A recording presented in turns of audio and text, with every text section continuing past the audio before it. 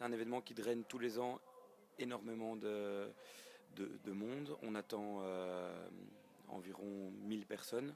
On fait en général 600 entrées par soir. Effectivement, on s'attend à une augmentation, mais qui devrait être de 15 à 20%, parce que aussi il y a la concurrence entre guillemets des autres établissements. On peut doubler le nombre de personnes on va dire que un vendredi normal, il y a peut-être 1000 personnes un bon vendredi, et en période d'Halloween ou de grosses soirées, on peut aller jusqu'à 2000-3000 personnes. On s'y retrouve toujours clair et net, mais c'est pas la soirée qui est la plus rentable, c'est sûr. Ça tombe un vendredi, donc pour nous, la clientèle est déjà là.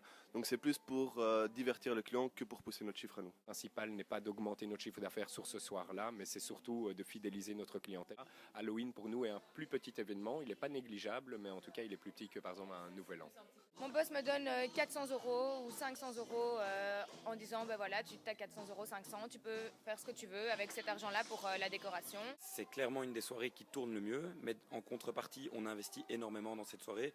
Du coup, la rentabilité de la soirée, c'est pas ce qui est le plus intéressant d'un point de vue rentabilité. Maintenant, d'un point de vue chiffre d'affaires, c'est sûr et certain que c'est considérable. C'est l'équivalent de 2 soirs, 2-3 soirs quand même, ouais, en une soirée.